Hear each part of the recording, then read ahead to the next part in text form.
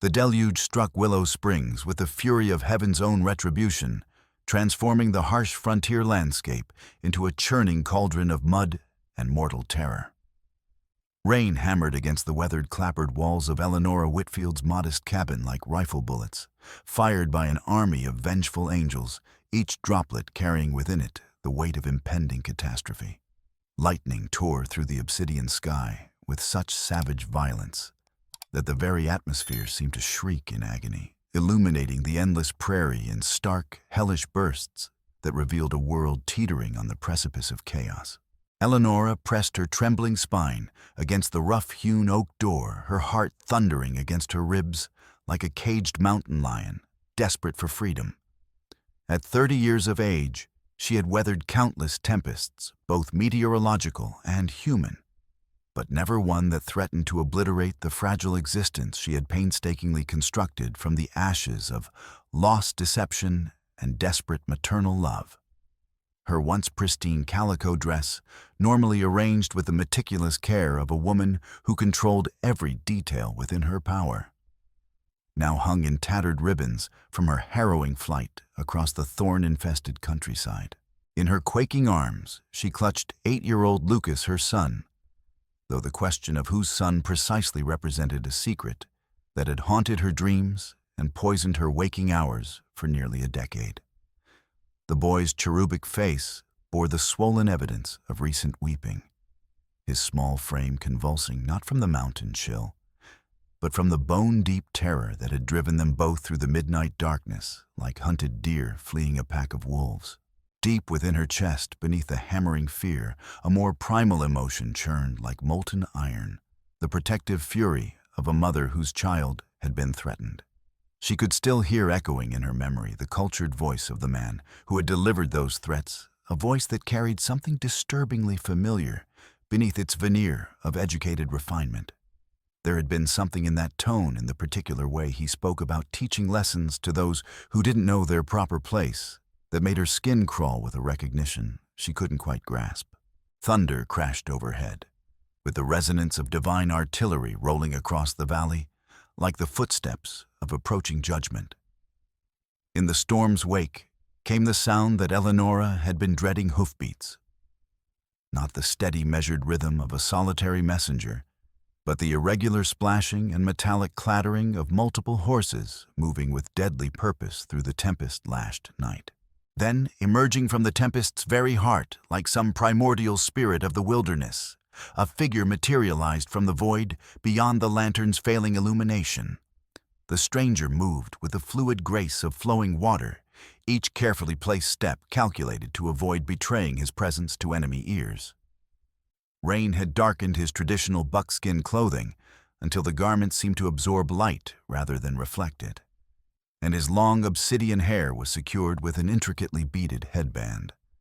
Most striking of all was the diagonal scar that ran across his broad chest, disappearing beneath the fringed edge of his shirt like a lightning bolt frozen in flesh. Eleanora's breath caught in her throat like a bird trapped in a snare. 9 long years had carved deep lines around those penetrating dark eyes, had touched his temples with premature silver, had added weight to shoulders that bore the invisible burden of exile and loss. Yet she would have recognized him anywhere, under any circumstances. The human heart possesses its own infallible compass, and hers had never ceased pointing toward this man. Dasan, the name whispered through her mind like a prayer she had been too frightened to speak aloud. He studied Lucas with eyes that seemed capable of perceiving not merely physical appearance, but the very essence of character. Then those penetrating, soul-searching eyes lifted to meet Eleanora's gaze directly, and she perceived within their obsidian depths a question that had driven him back to this perilous place after 9 years of wandering and waiting. The boy, Dasan, set his voice steady as granite bedrock, but roughened by emotion, he fought desperately to control. "Is he my son?" The words hung suspended in the storm-charged air, like smoke from a dying fire, carrying within them the accumulated weight of years, the crushing burden of carefully guarded secrets, and the terrible, beautiful hope that had finally brought him home. Behind them, growing louder and more threatening with each passing heartbeat, came the ominous sound of approaching horsemen. A rifle cracked through the tempest like the sound of breaking bones, and the lantern's glass chimney exploded in a glittering shower of razor-sharp fragments. Without hesitation, Eleanora yanked Lucas through the doorway. As Dasan smoothly shouldered the heavy wooden door shut behind them, his movements economical and precise, despite the old wound that perpetually pulled at his left shoulder. 2 days earlier, before the tempest transformed their world into a maelstrom of chaos and revelation, Willow Springs had presented the deceptive tranquility of a frontier settlement that had learned to survive by bending without breaking. The town nestled in a natural bowl between rolling prairie grassland and cottonwood-lined bottomland, with the jagged peaks of Owl Canyon rising like broken promises against the western sky. Roland Pike's sprawling cattle operation encompassed thousands of acres of both legally deeded and dubiously claimed territory. But it was his quicksilver mine, carved into the red rocks of the high country, that had transformed a moderately successful rancher into one of the most powerful and feared men in the entire territory. Mercury commanded prices that exceeded gold's value among the stamp mills and amalgamation plants throughout the region, making Pike wealthy beyond the dreams of ordinary frontier settlers. But quicksilver mining represented dirty, dangerous work that demanded vast quantities of clean water for the processing operations. The mining operation had already succeeded in poisoning Devil's Creek, with toxic runoff transforming what had once been a crystal-clear mountain stream into a silver-gray ribbon of death that killed fish by the hundreds and left a metallic taste hanging in the valley's air. Dr. Edwin Parker, the town's soft-spoken physician, had been methodically documenting the health effects of the mining operation for months. At 45 years of age, Dr. Parker was a thin, precise man whose careful attention to detail reflected his background as a Union Army surgeon. He operated his modest clinic from 2 cramped rooms behind Fletcher's general store, treating everyone regardless of their ability to pay. It was Dr. Parker who had devoted the better part of 3 days to sobering up Judge Percy Laurent in preparation for the circuit court session. Laurent was fundamentally a fair man when his mind remained clear, but at 60 years of age, he had developed a powerful thirst that Pike's associates were delighted to keep well supplied with whiskey and imported brandy. Meanwhile, across the dusty street, Sheriff Greasy Pete Mallory conducted business of an entirely different nature within the cramped confines of the town jail. At 40 years old, Mallory had acquired the soft, pale appearance of a man who had grown comfortable with moral compromise. He sat behind his battered desk, counting out silver coins while Dusty Bill Crenshaw and Quiet Will Morrison stood before him like schoolboys, reporting to an unsympathetic headmaster. "Mr. Pike wants those papers served clean and legal-like," Mallory was explaining. "No unnecessary shooting unless she draws iron first, no excessive violence that might complicate matters when the territorial inspector arrives next month." Dusty Bill shifted nervously. What if she don't take them papers quiet like word's been spreading that there's been an Apache buck asking pointed questions about old territorial surveys and water rights? "What Apache?" Mallory's eyes narrowed with predatory interest. "Half-breed scout, most likely," Quiet Will observed in his deceptively gentle voice. "Seamus O'Rourke claims he spotted the man trading with Anton Jules at Raven's Nest yesterday. Said he was asking very specific questions about old territorial surveys and treaty documents. Among the townspeople moving through the dusty streets was Ruth McKenna, distinguished only by her plain brown dress and sun-faded bonnet. At 25 years of age, Ruth possessed the sort of quiet determination that had carried her from a comfortable teaching position in Kansas to embrace the challenges of frontier education. She was making her way to the O'Rourke homestead, where she frequently stopped to provide reading lessons for Seamus's younger children. The O'Rourkes were Irish immigrants who had claimed a challenging patch of ground on the far side of Willow Creek. Seamus's beloved wife had died during a difficult childbirth 2 years previous, leaving him to raise 5 children, while attempting to coax productive crops from unforgiving soil. His eldest son, Connor, 15 years old, had developed a persistent worsening cough over the summer months that Dr. Parker feared was directly connected to pollution from Pike's mining operation.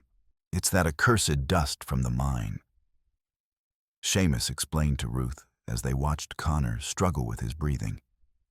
"Blows down the valley every time the wind shifts from the north. Doc Parker says it's got mercury in it, poison that gets into your lungs and stays there." Ruth had been systematically documenting similar symptoms among several of her students, carefully noting patterns that seemed to correlate directly with wind direction and proximity to Pike's industrial operations. "Have you given consideration to speaking with the territorial health inspector when he arrives?" she inquired. "With what evidence?" Seamus shook his head bitterly.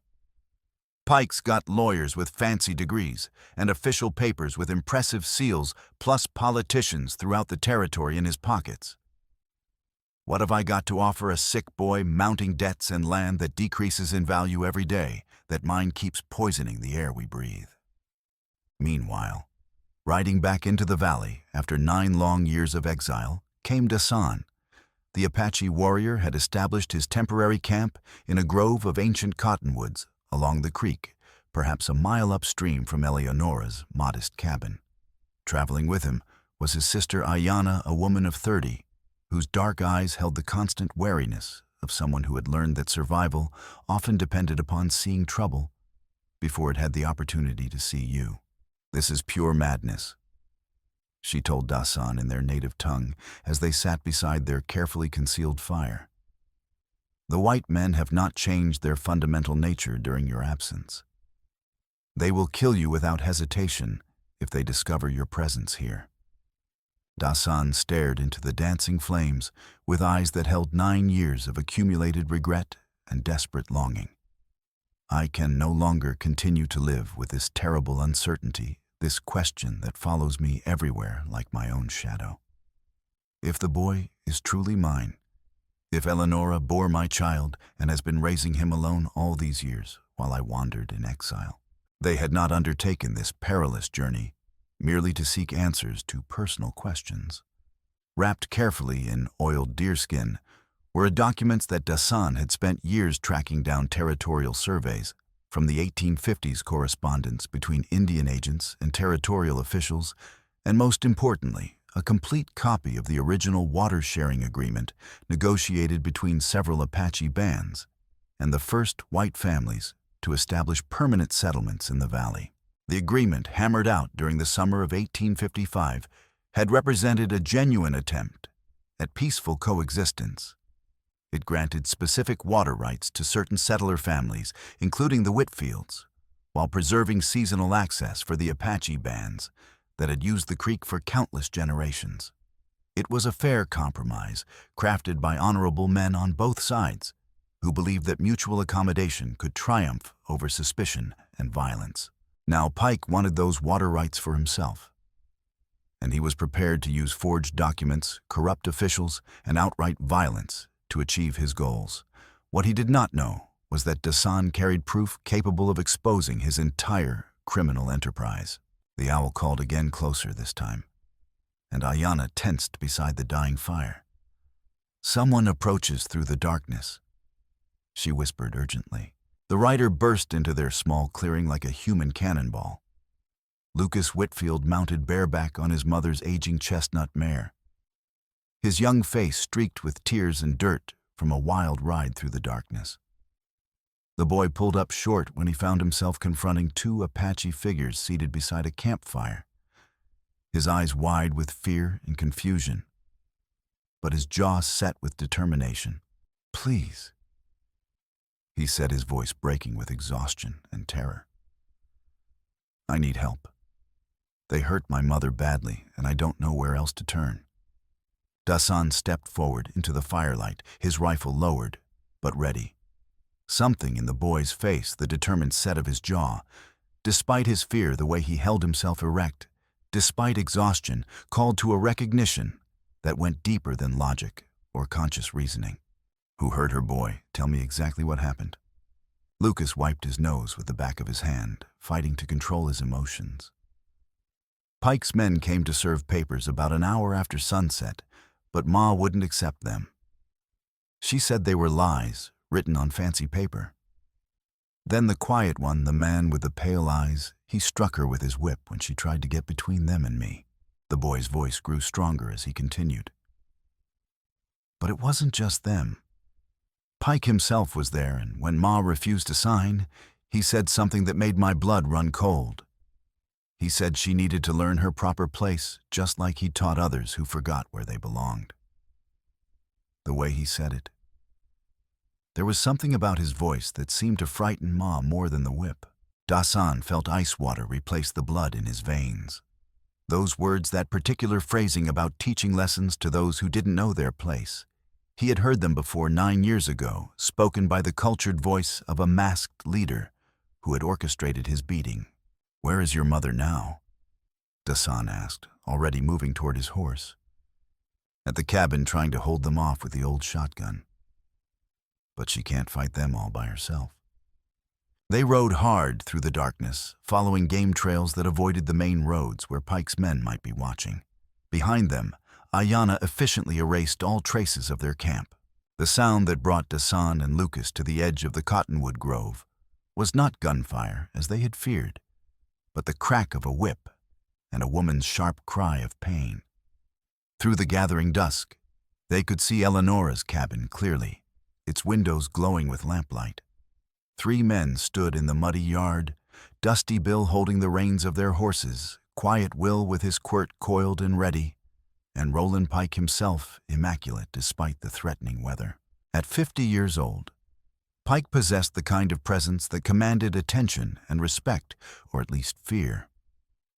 His silver hair and carefully groomed mustache gave him the appearance of a successful businessman, but his cold blue eyes held casual cruelty. Eleanora stood on her front porch with an old shotgun, a fresh welt across her left cheek showing where Quiet Will's quirt had found its mark. "Mrs. Whitfield," Pike was saying in his cultured voice, "you're making this much more difficult than it needs to be. I'm offering you fair compensation for water rights that may not even be legally yours to sell. This land has been in my family since 1851. Eleanora replied steadily. "I have the original homestead papers signed and witnessed according to territorial law." Pike's smile never reached his eyes. "Documents can say whatever their authors wish them to say, my dear woman. The question is not what papers claim, but who has the power to enforce those claims." He paused. When he spoke again, his voice carried a particular cadence that made Eleanora's skin crawl with recognition. Some people need to be taught their proper place in the order of things. It's a lesson I've had occasion to deliver before. Eleanora's face went white.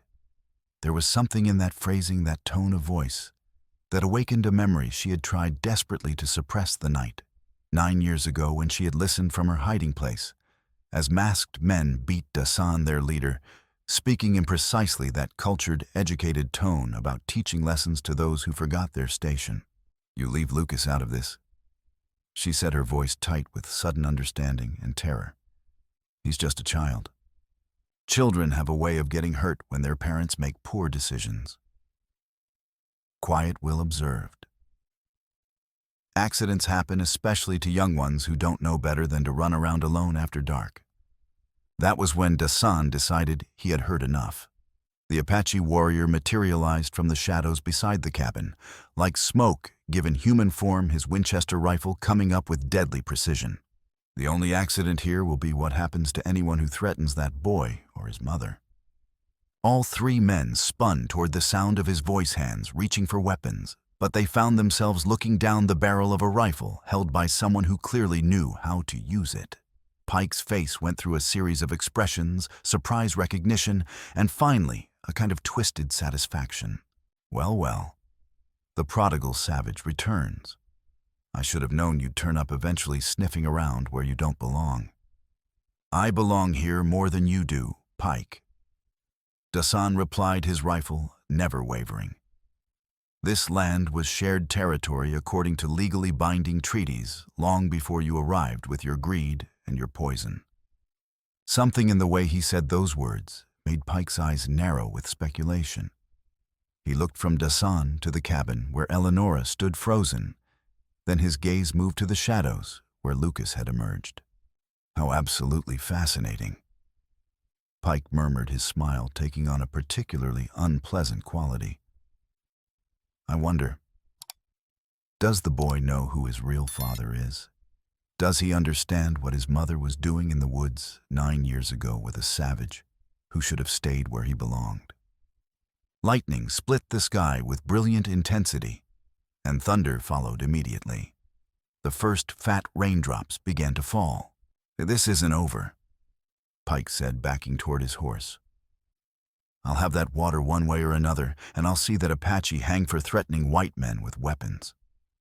They mounted quickly and rode hard toward town, but not before Quiet Will turned in his saddle to deliver one final threat.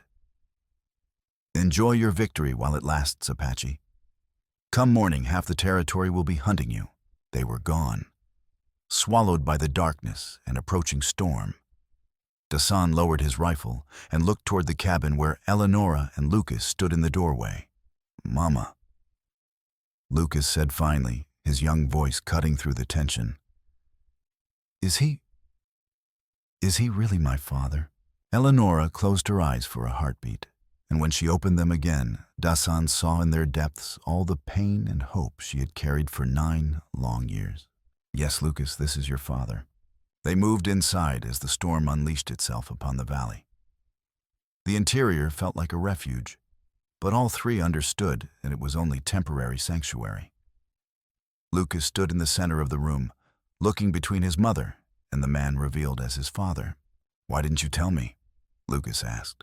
Eleanora knelt beside her son. Because the world can be cruel to children who are different, and I wanted to protect you from that cruelty. Your father had to leave before you were born, and I hoped that maybe it would be easier if you never knew. But now he's back, Lucas observed. Does that mean you're going to stay? Dasan felt something crack open in his chest. He knelt as well, bringing himself to the boy's level. I don't know what the future holds, but I promise you this, I will never leave you again without saying goodbye. And I will do everything in my power to keep you and your mother safe. Eleanora moved to her wooden chest and withdrew a small bundle wrapped in faded silk. With trembling hands, she revealed several precious items, a beaded charm of intricate design, a pressed flower, and a folded paper worn thin from countless readings. I kept everything, she said simply. Every memory, every token, every word you spoke to me during those few precious months when we thought the world might be different. Dasan reached inside his shirt and withdrew a leather cord bearing an identical beaded charm. I made these the night before I planned to ask your father for permission to court you properly. I believed that we could find a way to build a bridge between our peoples. Lucas examined both charms with intense curiosity. They're beautiful. What do the designs mean? They tell the most important story in the world, Dasan explained. The red triangles represent the sacred mountains where my people believe the spirits of our ancestors dwell. The blue waves symbolize water, which gives life to all things. The yellow circles represent the sun and moon, marking the passage of time. And the white shell in the center represents the pearl of great price, something so valuable, you would give everything to possess it. Love, Eleanora whispered. Love, Dasan confirmed. The love between a man and woman who choose to see past their differences. The love between parents and children that transcends race and custom. The love between people who refuse to let fear and hatred define their relationships. Thunder crashed overhead with renewed violence, and in its wake came the sound of multiple riders approaching fast through the storm. But these were not Pike's men returning. This was someone in desperate flight. The door burst open to admit a group of figures so thoroughly soaked by the storm that it took several moments to identify them. Seamus O'Rourke struggling to support his eldest son Connor, who was coughing violently. Dr. Parker clutching his medical bag. Ruth McKenna with her dress torn and muddy. And old Anton Jules from the Raven's Nest trading post, his clothes singed. "Thank God you're safe." Dr. Parker gasped as he helped Connor to a chair. Pike's men burned out the O'Rourkes about an hour ago, then came looking for anyone else who might be sympathetic to your cause. Seamus's weathered face was streaked with soot and tears. They gave us 10 minutes to gather what we could before they put the torch to everything we'd built over 20 years. 20 years of work gone up in smoke because I wouldn't bow down to that bastard Pike. Ruth moved to help Dr. Parker examine Connor, whose breathing had become frighteningly labored. His condition has gotten much worse. The smoke from the fire seemed to trigger something serious in his lungs. Mercury poisoning exacerbated by smoke inhalation. Parker confirmed grimly. The damage to his respiratory system makes him extremely vulnerable to any additional irritants. He needs clean air, complete rest, and medical attention I simply cannot provide under these circumstances. Anton Jules stepped forward with information that made their situation seem hopeless. Pike's not limiting himself to hunting just you folks anymore. Word came through the trading network that he's got territorial authorities involved, now claiming there's a renegade Apache terrorizing innocent white settlers, murdering families, and burning homesteads. Dasan felt ice in his veins. How long before the territorial marshal arrives with a full posse? Maybe 2 days if this weather slows them down. Maybe less. Anton's expression was apologetic, but resigned. "I'm sorry, friend, but Pike's got money and political influence throughout the territory." The crushing weight of their situation settled over the cabin. They were outnumbered, outgunned, and facing enemies who controlled the very legal system that should have protected them. There might still be another way, Ruth said suddenly. "I've been corresponding with a journalist from the territorial capital, a man named Harrison Wells, who's been investigating corruption in the mining industry. If we could get solid evidence to him." Dr. Parker opened his medical bag and withdrew several thick folders. Detailed health records for 16 children, showing symptoms consistent with mercury poisoning, all living downwind from Pike's mining operation. Official correspondence with territorial health officials who have been ignoring my reports. And this, he handed Dasan a rolled paper carefully preserved despite its age. The original water-sharing agreement between the Apache bands and the first white settlers dated 1855. Anton found it among his father's papers. Dasan unrolled the document with trembling hands. "This is absolutely authentic.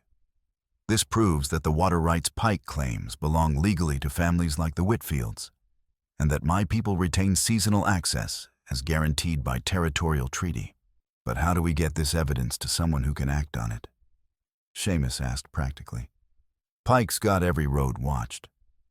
Lucas, who had been listening with intense concentration, spoke up with simple logic.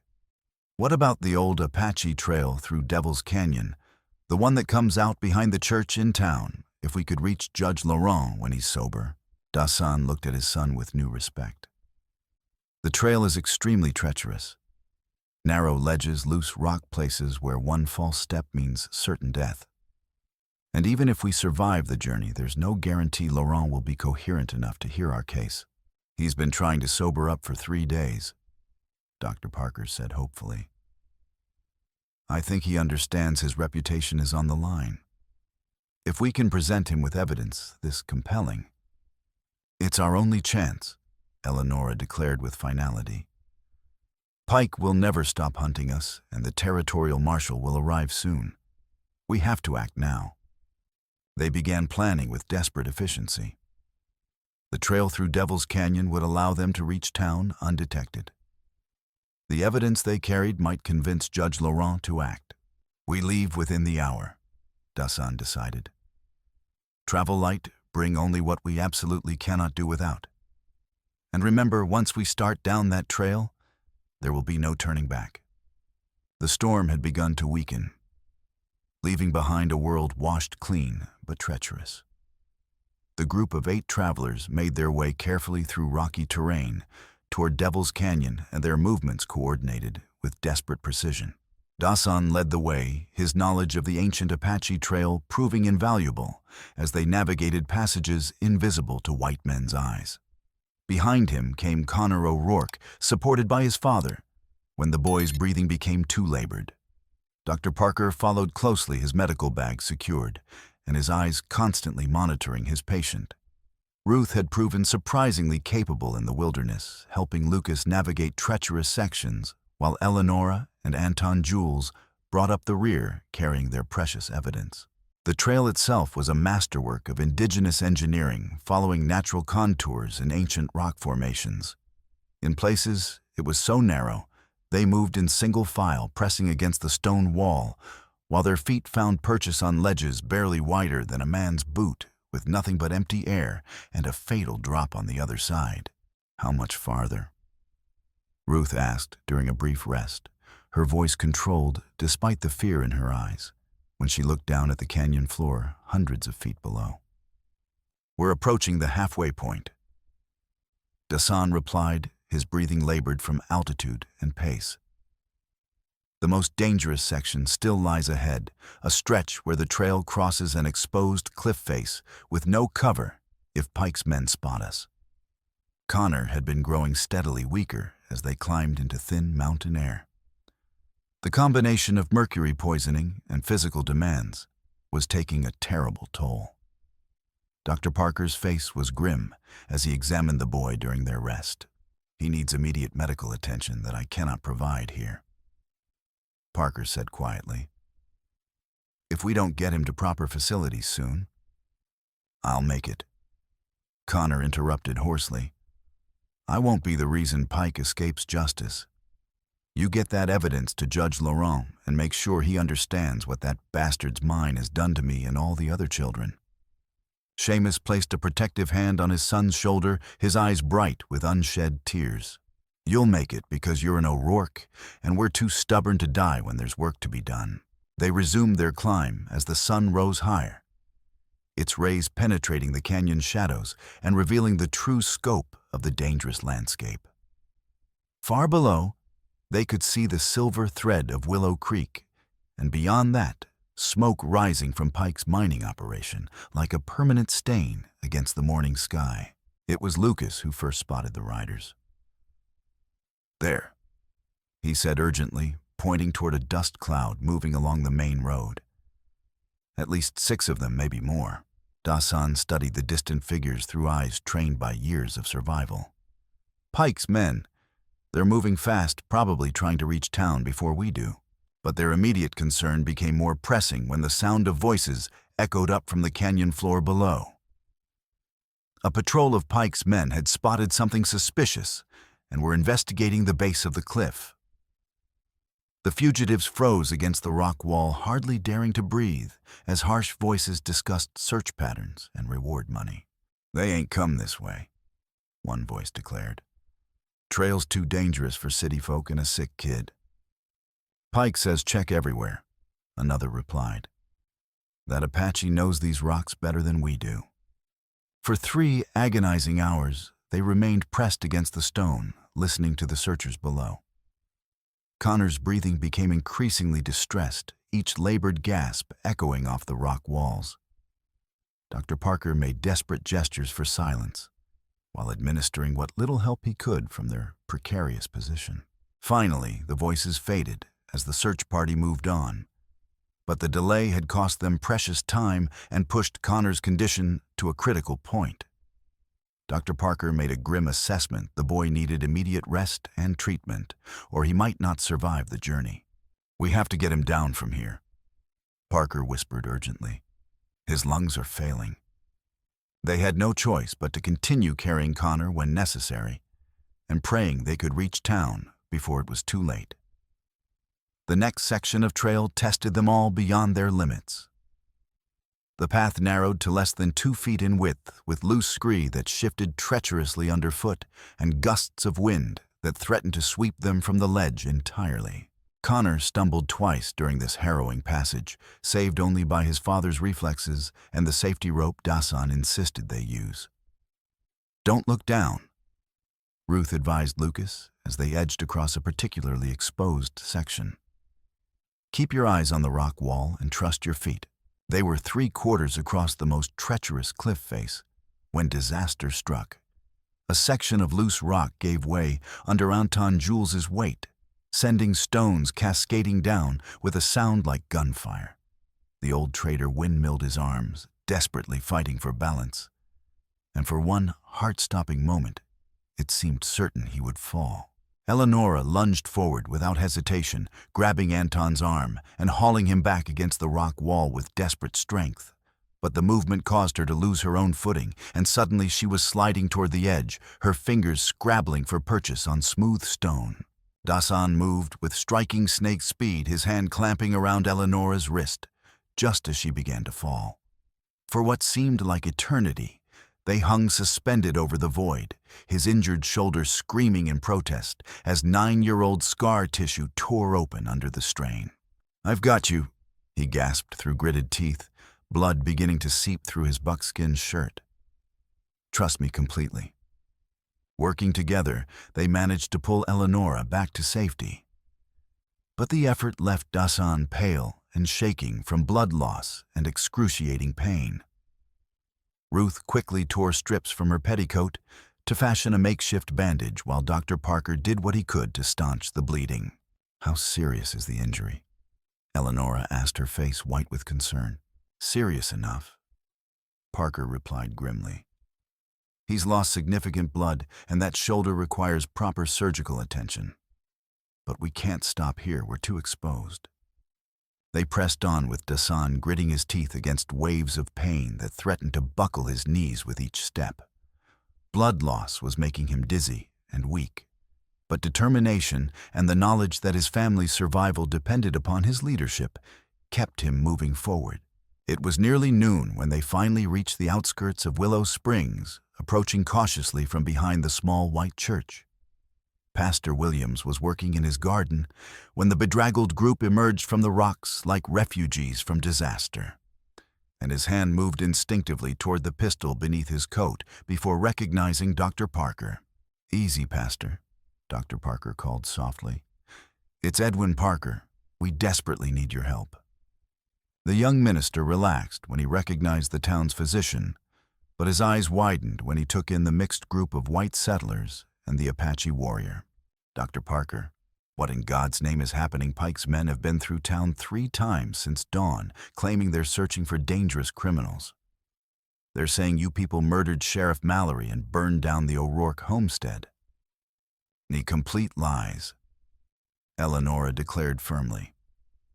"Pike's men burned out the O'Rourkes because Seamus refused to bow to Pike's extortion. We're the ones being hunted, Pastor, not the ones bringing violence." Ruth stepped forward, her status as the community school teacher, lending weight to her words. "Pastor Williams, we have documented evidence that Pike has been systematically using forged legal documents to steal land and water rights throughout the valley. We need to get this information to Judge Laurent before Pike's influence silences us permanently." The minister looked at Connor O'Rourke, taking in the boy's deathly pallor and obvious difficulty breathing. "What's happened to the lad?" "Mercury poisoning from Pike's mining operation," Dr. Parker explained. "Connor is living proof of what Pike's greed is doing to every family in this valley." Pastor Williams made his decision quickly. "Judge Laurent is in his quarters, and he's been sober for 2 hours. The territorial inspector arrived this morning, and Laurent has been preparing for what he knows will be the legal review of his career. If you're going to present your case, this is your opportunity." He led them through the church and out the front door where they could see the courthouse across the street. The structure was magnificent by frontier standards, 2 stories of dressed stone with tall windows and a bell tower visible for miles. But between them and justice stood Pike's forces, 2 guards at the courthouse steps, another watching from the hotel porch, and mounted patrols moving through the streets with casual arrogance. "How do we get past Pike's men without being seen?" Lucas asked. "We need a distraction," Dasan said, studying the town layout despite the pain clouding his thinking. "Something dramatic enough to draw their attention completely away from the courthouse." "You leave that to me," Pastor Williams said with a grim smile. "Today is the Sabbath, and I believe the Lord is calling me to deliver an impromptu sermon about justice and corruption." The minister walked boldly into the street and began ringing the church bell with vigorous enthusiasm. Within minutes, people emerged from buildings throughout the settlement gathering with frontier curiosity about what emergency had prompted an unscheduled call to worship. Pike's guards found themselves caught off balance by the sudden crowd trying to maintain surveillance, while dealing with dozens of citizens demanding to know what was happening. In the confusion, Dasan led his group around the back of the courthouse to a service entrance providing direct access to the judge's chambers. Judge Percy Laurent was indeed sober, though he possessed the tremulous appearance of a man fighting desperate battles against long-standing demons. At 60 years old, he displayed the characteristic tremor of chronic alcohol abuse and bloodshot eyes of someone who had witnessed too much injustice to sleep peacefully. But when Dr. Parker spread their evidence across his desk, the ancient water rights document, Ruth's health records, territorial survey maps, and Pike's forged tax assessments, Laurent's eyes sharpened with professional interest. "This is extraordinary," he murmured, studying the original water-sharing agreement with the attention legal training had ingrained over decades. "I've heard persistent rumors of such documents, but I believed they had been lost or destroyed. And these health records. 16 children, you say? 16 confirmed cases," Dr. Parker corrected grimly. "Connor here represents number 16. The judge looked at the pale boy swaying on his feet, supported by Lucas and Eleanora. "Son, are you strong enough to testify about your condition?" Connor straightened with visible effort, summoning reserves of strength and determination his poisoned body should no longer have possessed. "Yes, sir, Your Honor. I want everyone to know what Pike's mine has done to me and all the other children in our valley." Laurent nodded slowly, his weathered features reflecting both admiration for the boy's courage and anger at circumstances that had made such courage necessary. "Then, let us convene an emergency session immediately before Pike realizes what we're doing." But even as the judge reached for his gavel, they could hear commotion outside, shouting voices, running footsteps, and Pike's cultured voice raised in fury as he realized his plans were unraveling. However, the friends they had found in town had been busy during their perilous journey. Pastor Williams had done more than create a distraction. He had been spreading word through the community about Pike's crimes, rallying honest citizens who had long suspected but never dared to speak against the cattle baron's corruption. Dr. Parker's reputation for integrity had given weight to advanced testimony from Ruth and others about the systematic poisoning of the valley's children. Most crucially, the territorial inspector, a man named Harrison Wells, who had arrived on the morning stage, had been quietly investigating Pike's operations for months as part of a broader territorial inquiry into mining corruption. Wells had been gathering evidence and witness statements, waiting for the right moment to act.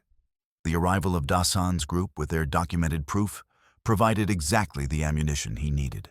As Pike strode into the courtroom, flanked by his gunman and lawyer, he found not the quick, easily manipulated hearing he had expected, but a formal session with a territorial inspector present as an official observer. Several townspeople seated as witnesses and evidence laid out that would destroy his criminal empire. "No, Your Honor." Pike began with his usual false courtesy. "I must insist that these proceedings be suspended immediately. These people are wanted on multiple charges, including arson assault and harboring a dangerous renegade." "Mr. Pike," Judge Laurent said with icy formality, "this is a court of law operating under territorial authority. I'll thank you to remember that distinction. Pike's lawyer moved smoothly into the conversation. Your Honor, my client has legitimate concerns about the legal standing of these individuals.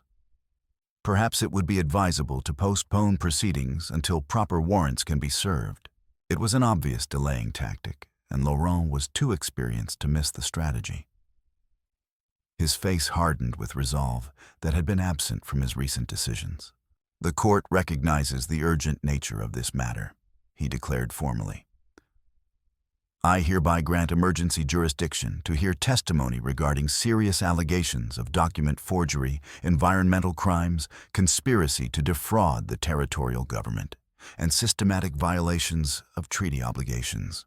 Pike's face flushed with anger at being challenged so directly, but he possessed enough intelligence to recognize that openly defying a federal judge would create problems even his money might not solve. He took a seat in the back of the courtroom with poorly concealed fury. Dr. Parker testified, first presenting Ruth's meticulously documented health records with clinical precision that lent credibility to testimony that might have seemed hysterical from less qualified sources. His quiet professionalism made his words carry tremendous weight as he explained the clear pattern of mercury poisoning among children living downwind from Pike's mining operation. Ruth followed with her own testimony detailing the systematic patterns she had observed, how the sickest children all lived in areas directly exposed to contaminated air, how their symptoms worsened when prevailing winds carried pollution from the mine, how their families had been threatened with retaliation whenever they complained about their children's deteriorating health. Then came Connor O'Rourke, leaning heavily on the witness chair, but speaking with moral clarity that sometimes comes to those who understand, and they may not have many opportunities left to speak truth. He described his gradual transformation from a healthy, active farm boy into the pale, struggling young man who now fought for every breath. I probably won't live to see another Christmas, Connor said with matter-of-fact acceptance that brought tears to every eye in the courtroom.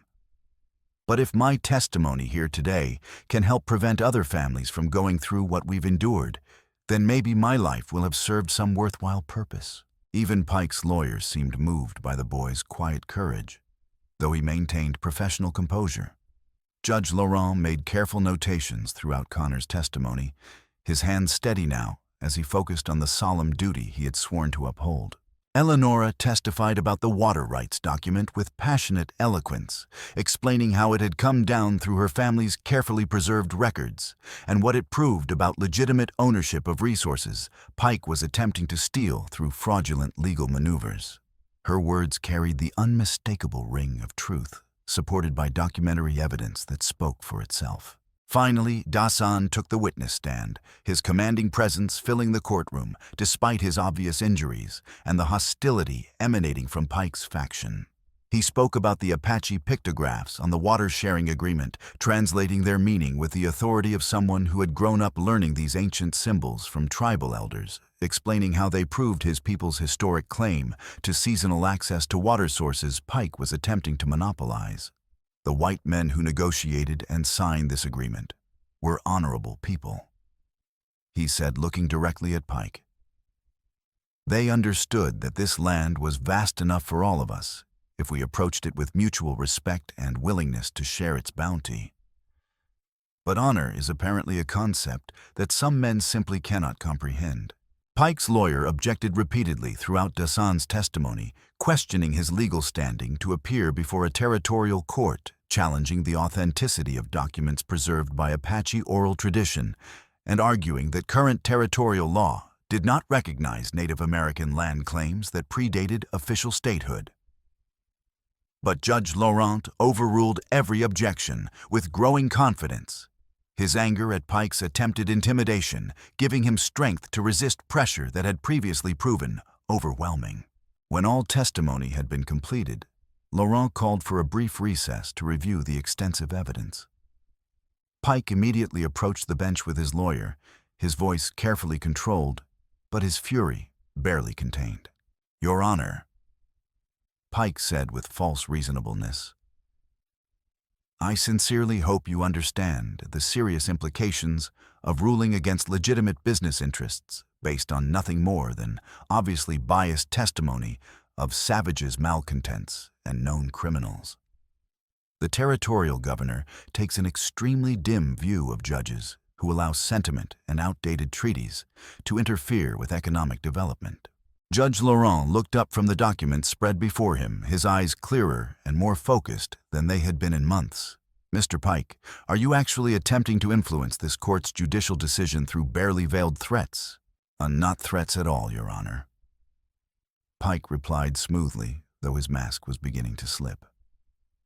Simply factual observations about political realities. This territory needs men of vision and capital to develop its natural resources. We cannot allow misguided sentiment and ancient treaties to stand in the way of progress. Progress. Laurent repeated thoughtfully, testing the word for hidden meanings. Is that what you call systematically poisoning innocent children and burning out homesteaders who refuse to bow to your extortion demands? Here was the moment they had been planning for. Dr. Parker had positioned himself near Pike, while Ruth had moved to where she could observe the territorial inspector. Dasan, despite his injuries, had maneuvered to block any quick exit from the courtroom. Most importantly, they had arranged for Pastor Williams to be positioned where he could hear everything clearly through an open window with several townspeople as witnesses. Pike's composure finally cracked under the mounting pressure, and his growing realization that his usual tactics weren't working. You want to know about teaching lessons to people who don't know their place? He snarled, his cultured veneer finally slipping completely. I taught that savage a lesson 9 years ago that he apparently didn't learn well enough. I led that group of patriotic citizens who beat him within an inch of his life for daring to think he could pollute the bloodline of a decent white woman. The admission hung in the air like a physical blow. Pike seemed to realize what he had said, but the damage was done. The territorial inspector was writing furiously. Pastor Williams was nodding grimly from his position at the window, and Judge Laurent's face had gone pale with shock and anger. And yes, Pike continued his rage, now completely unleashed. I burned out those Irish trash when they wouldn't sell. I poisoned that creek to force out the homesteaders. This is my territory, and I'll run it the way it should be run.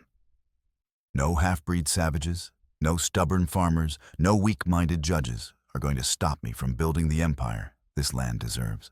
But Pike had made one crucial miscalculation.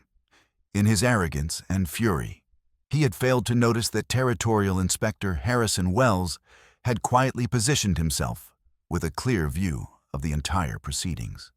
Wells had been taking detailed notes throughout the testimony, but Pike's public confession provided the final piece of evidence needed for federal prosecution. The moment Pike realized what he had done, what his rage had cost him, his hand moved toward the gun at his hip. His remaining gunmen, seeing their employer's desperation, also reached for their weapons.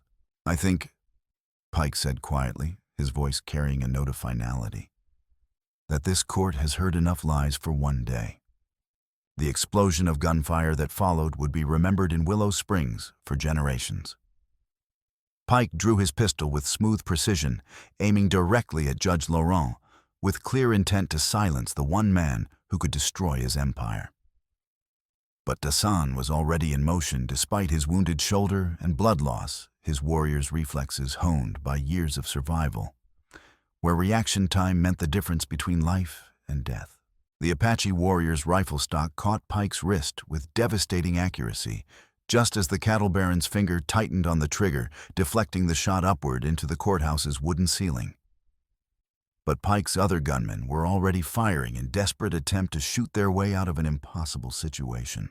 The battle was fierce and desperate. Dusty Bill's bullet shattered the window behind the judge's bench, sending glass cascading across the courtroom floor, while another shot splintered the witness chair. Dr. Parker reacted with Army surgeon reflexes, pulling Connor to the floor behind the heavy oak table. Eleanora threw herself over Lucas, shielding her son, while Ruth grabbed their precious documents. But Dasan's injuries from the canyon rescue were taking their toll. Blood loss had weakened him significantly, and his damaged shoulder screamed in protest with every movement. When Dusty Bill circled around for a clear shot at the judge, Dasan had to choose between protecting Laurent and maintaining his own cover. He chose to protect the judge. Dasan stepped into the open, drawing Dusty Bill's fire, but taking a bullet in the leg that sent him crashing to the floor. As he fell, his rifle clattered away across the wooden planks, leaving him defenseless against Pike's remaining gunmen. It was then that Connor O'Rourke, the dying boy who had struggled to reach this moment, made his own choice. Despite his failing lungs and weakened condition, he grabbed Dr. Parker's medical bag and hurled it at Dusty Bill just as the gunman was taking aim at the fallen Dasan. The bag struck Dusty Bill in the head, spoiling his shot, and giving Territorial Inspector Wells the chance to draw his own weapon and end the threat with a single, well-placed bullet. The gunfight lasted only seconds, but when the smoke cleared, Pike lay on the courthouse floor, clutching his shattered wrist and moaning in pain, while Dusty Bill slumped against the wall with Wells's bullet in his chest. Quiet Will had vanished during the chaos, slipping out through a rear exit, though he would eventually be tracked down and killed in Mexico months later. As Pike writhed on the floor, his expensive coat fell open to reveal the distinctive silver medallion that had triggered Dasan's memories, a wolf's head that snarled in the courthouse's dusty light, providing final confirmation of Pike's role in the vigilante attack 9 years earlier. But the cost of victory had been high. Dasan lay bleeding from his leg, wound his face pale from accumulated blood loss. Connor O'Rourke had collapsed from the exertion of throwing the medical bag, his already critical condition pushed to the breaking point by his heroic effort. Dr. Parker worked frantically to stabilize both patients, while Territorial Inspector Wells took charge of the scene. "It's over, Pike," Wells declared grimly, his smoking pistol still trained on the wounded cattle baron. "Your entire criminal operation is exposed. Your associates are dead or in custody, and you're going to spend the rest of your life in territorial prison." Judge Laurent, shaken but miraculously unharmed, managed to lift his gavel with hands that trembled only slightly. "In the matter of water rights to Willow Creek and its tributaries," he announced in a voice that grew stronger with each word, "this court finds that the original 1855 water-sharing agreement remains completely valid and legally binding. All subsequent claims by Roland Pike and his associated entities are hereby declared null and void, being based entirely on fraudulent documentation and criminal conspiracy." He paused to look around the bullet-scarred courtroom. "Furthermore, this court orders the immediate and permanent closure of Pike's mining operation, pending complete environmental investigation by territorial authorities. The health and safety of this valley's children must take absolute precedence over any commercial interests." Connor O'Rourke managed a weak but genuine smile from his position on the floor. "We actually won," he whispered, his voice barely audible. "We really did it." It was at this moment that Sheriff Mallory finally appeared, very much alive, despite Pike's claims to the contrary. He had indeed been Pike's prisoner, locked in a root cellar for 2 days, but had managed to escape when the storm flooded his prison and loosened the door. He arrived just in time to help Territorial Inspector Wells secure the remaining prisoners and begin the process of dismantling Pike's criminal organization. "Sorry I'm late," Mallory said with genuine remorse as he surveyed the battle-scarred courtroom. "Pike's men got the drop on me when I started investigating the O'Rourke fire. Been trying to get free ever since." He looked at the evidence spread across the judge's desk and shook his head. "Should have acted sooner, should have been braver." Outside the courthouse, the afternoon sun was beginning its descent toward the western peaks, painting the sky in brilliant shades of gold and crimson that seemed to promise better days ahead. The town of Willow Springs had passed through the fire of corruption and violence to emerge scarred, but fundamentally unbroken. The immediate battle was over, But the more important work of healing and rebuilding had only just begun. In the weeks and months that followed Pike's arrest and conviction on multiple federal charges, the valley slowly began its recovery from years of environmental damage and systematic intimidation. The territorial government moved efficiently to seize Pike's assets and establish a comprehensive fund for environmental remediation, while Dr. Parker worked tirelessly to treat mercury poisoning victims. Connor O'Rourke's condition gradually stabilized once he was no longer breathing contaminated air, though Dr. Parker warned that lung damage might never heal completely. The other affected children showed steady improvement. As the source of their poisoning was eliminated, their families finally able to hope for futures free from Pike's destructive influence. The O'Rourke family received shelter and assistance from neighbors throughout the valley, while Seamus rebuilt his farm with help from Pike's seized assets. Ruth McKenna continued her work as schoolteacher, while becoming an advocate for environmental protection, corresponding with territorial officials and newspapers to publicize the dangers of unregulated mining. Dr. Parker's practice flourished as word spread of his integrity and skill. The territorial government appointed him official health inspector for the district, providing him with authority and resources to prevent future environmental disasters and hold mining companies accountable. Judge Laurent, freed from Pike's intimidation and his own dependence on alcohol, proved to be the fair and capable jurist many had hoped he could become. He presided over trials of Pike's associates with careful attention to justice, earning respect throughout the territory for his integrity and determination. Sheriff Mallory, genuinely reformed by his experience as Pike's prisoner, made sincere efforts to clean up his department and enforce the law fairly. Territorial Inspector Wells remained in the valley for additional months, rooting out corruption that Pike's organization had spread throughout regional government. At the center of this transformation, on the land beside Willow Creek, that had been the original source of conflict, a new kind of family was taking shape.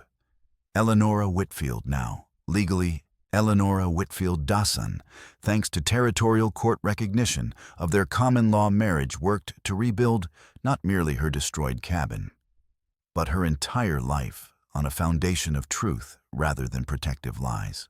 The new house they constructed was considerably larger than the original, designed with room for Dasan's sister Ayana, who had decided to remain permanently rather than return to the reservation.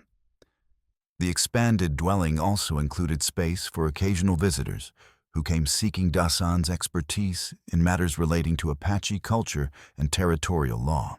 Dasan himself had discovered new purpose in his appointment as cultural liaison, helping territorial authorities understand Apache customs and land use patterns as they worked to prevent future conflicts.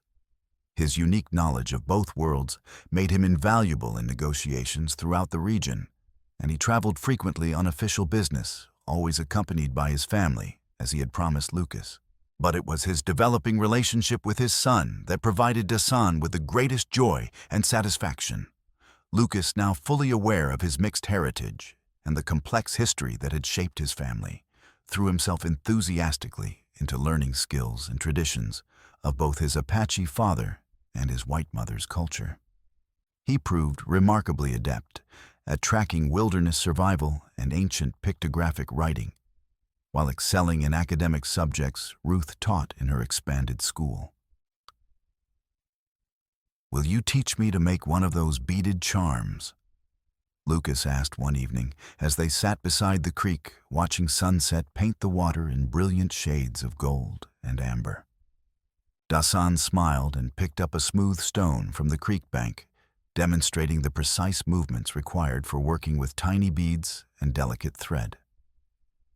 The work requires great patience and attention to detail. But the most important ingredient is the love and hope you put into every stitch. These charms are not merely decorative. They tell stories, preserve memories, and carry the prayers of those who make them. Lucas studied his father's demonstration with intense concentration. "What story should mine tell? That is for you to decide." Dasan replied thoughtfully. "Perhaps the story of a boy who learned that he belonged to two different worlds and discovered that this made him stronger rather than weaker. Perhaps the story of a family that was torn apart by hatred but found its way back together through love and courage. Eleanora joined them on the creek bank, settling beside her husband and son with deep contentment. In her hands, she carried a letter bearing the territorial government's official seal. The governor wants to appoint you as official Apache liaison for the entire territory. She announced, handing the document to Dasan. It would mean significantly more travel, greater responsibilities than your current position. Dasan read the letter carefully, his expression thoughtful. It would also mean opportunities to prevent other conflicts like the one we survived, chances to help other families avoid the pain and separation we experienced. But it would mean leaving our home for extended periods. But it wouldn't mean leaving us. Lucas pointed out with practical wisdom inherited from both parents. You promised you would never leave us again, and I believe you meant that promise. With all my heart. Dasan confirmed, pulling his son close. If I accept this position, you and your mother will travel with me whenever possible. We will see the territory together, meet other tribes and families, and learn about the great diversity of people and places that make up this land we call home. Eleanora felt excitement at the prospect of such adventures. It would certainly be different from anything we've experienced. A chance to see more of the world than just this valley, no matter how much we love it. And a chance to help other people the way Dr. Parker and Ruth and all our friends helped us. Lucas added his natural empathy, already drawing him toward his father's important work. As the first stars appeared in the darkening sky, the three members of their reunited family sat beside the creek that had caused so much trouble and ultimately brought them together. The water that Pike had tried to steal flowed freely past them, carrying reflected starlight toward the distant river and sea beyond.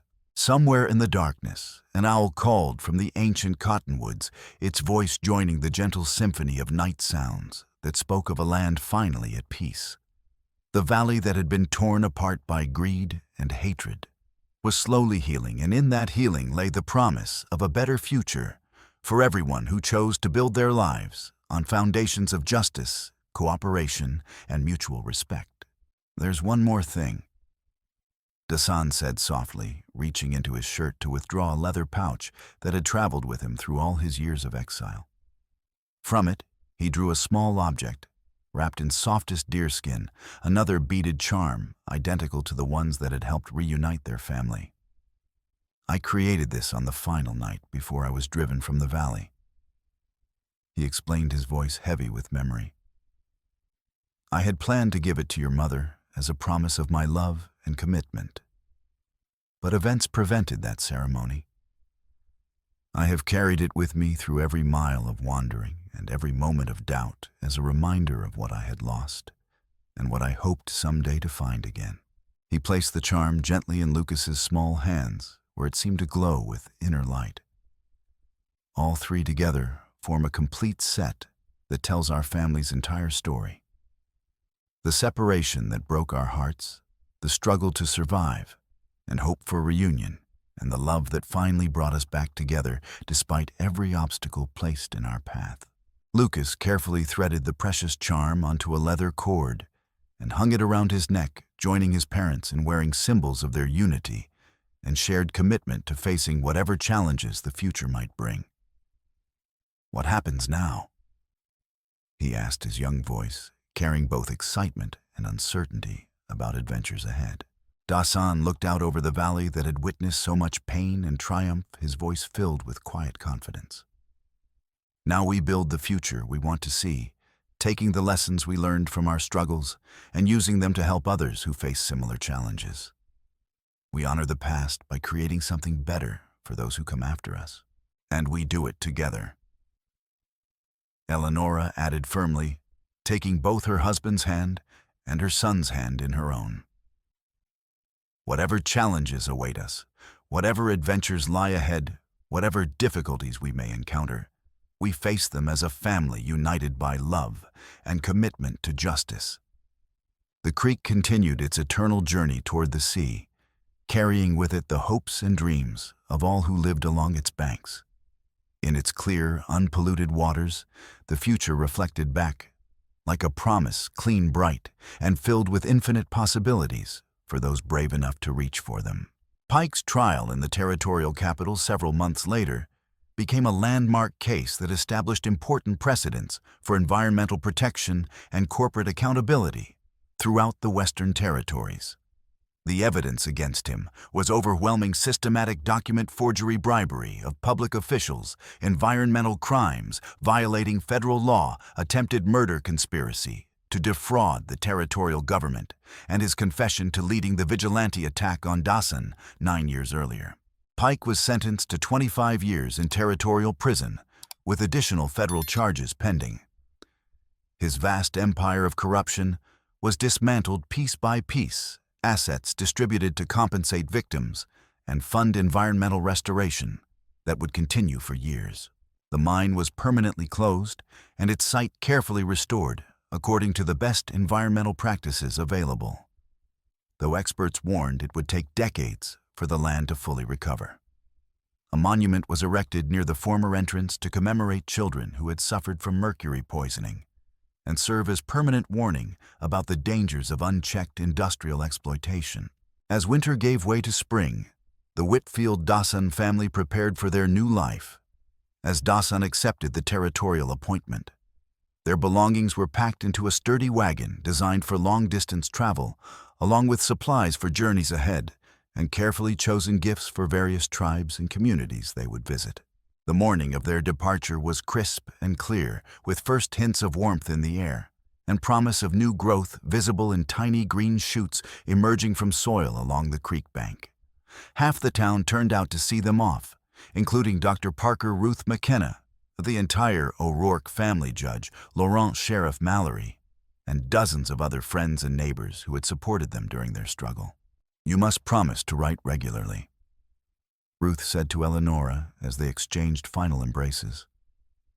"I want to hear about every place you visit, every person you meet, and every success you achieve. Every week without fail," Eleanora promised solemnly. "And you must write to us as well, telling us how the valley continues to heal, how the children are growing and learning, and how the creek runs clear and free. Connor O'Rourke looking healthier than he had in months." Though still bearing permanent effects of his ordeal, shook Dasan's hand with formal dignity of someone forced to grow up too quickly, but who had emerged with basic decency intact. "Thank you for everything you did for us," he said simply. "You saved more than just our lives. You saved our hope for the future. You saved your own lives through your courage and determination." Dasan replied with genuine respect. "I merely helped you find the strength that was already within you." Lucas embraced his friends and teachers with promises to return with stories and souvenirs from their travels, his excitement about adventures ahead, balanced by genuine sadness at leaving the only home he had ever known. He had grown significantly during the months since Pike's defeat, not just in physical stature, but in confidence, maturity, and understanding of his place in a complex world. Ayanna, who would remain behind to manage the homestead and serve as connection point for their extended network of friends and allies, watched the preparations with emotions mixing joy for their opportunities with sadness at their temporary departure. She had found peace and acceptance in this place, discovering a community that judged her by actions and character rather than race or previous generations' prejudices. "Take care of each other," she said as they climbed into the wagon. "The world beyond this valley can still be dangerous for those who are different. But you have something now that you didn't have before: the knowledge that you are not alone, that there are people everywhere who will stand up for what is right when the moment demands courage." "We'll be careful," Dasan assured her, "and we'll return before spring planting begins in earnest. This will always be our home, no matter how far our work might take us." As the wagon rolled out of town toward the territorial capital and new chapter in their lives that awaited beyond the horizon, the family looked back one final time at the valley that had given them so much. The creek sparkled in morning sunlight, like liquid silver, the same waterway that had been source of so much conflict and had ultimately brought them together. "Do you think we'll miss this place?" Lucas asked, watching familiar landscape gradually recede behind them as they followed the well-traveled road toward distant adventures. "Every single day," Eleanora replied with certainty. "But missing home will make returning to it all the sweeter when our work is done." Dasan guided their wagon along the established route, his eyes already turning toward the horizon and important work that lay ahead. Throughout the territory, there were other valleys like theirs, other families struggling against corruption and environmental destruction, other communities that needed advocates who understood both the law and the human cost of injustice. "The boy," he said, suddenly echoing the words that had begun their reunion during that storm-lashed night that seemed like a lifetime ago. "Is he my son?" Eleanora laughed with pure joy, the sound carrying across the prairie like music celebrating their triumph over every obstacle that had been placed in their path. "He is our son," she corrected gently, "and together we are going to continue changing the world, one family and one community at a time." Lucas, riding proudly between his parents on the wagon's seat, felt the weight of their expectations balanced by the lightness of unlimited possibility. He fingered the beaded charm around his neck, thinking of the story it told, and all the new stories they would create together in the years ahead. Behind them, the valley settled into the peaceful rhythm of a spring morning. Children walking to school along safe paths. Farmers preparing their fields for planting in soil finally free from contamination. Dr. Parker making his rounds to patients who could look forward to healthy futures, and the creek flowing eternally toward the distant sea, carrying with it the hopes and dreams of everyone who called this land home. The wagon disappeared over the rise, carrying its precious cargo toward new adventures and new opportunities to serve the cause of justice. But in the hearts of those they left behind, the family remained present as permanent reminder that love and determination could triumph over any obstacle, that the law could be made to serve justice rather than corruption, and that sometimes the greatest victories came not from conquest, but from learning to live together in peace and mutual respect. The creek continued to flow, carrying with it the promise of the future, clean, bright, and filled with endless possibilities for those who had the courage to reach for them. And somewhere in the distance, barely audible above the sound of flowing water and prairie wind, came the echo of three voices raised in harmony, singing the song of a family reunited and a community reborn in the crucible of struggle and ultimate triumph. The boy had indeed found his father, the father had found his son. And together they had discovered that home was not a place, but the people you love, traveling together toward whatever tomorrow might bring, united by bonds that no force on earth could break.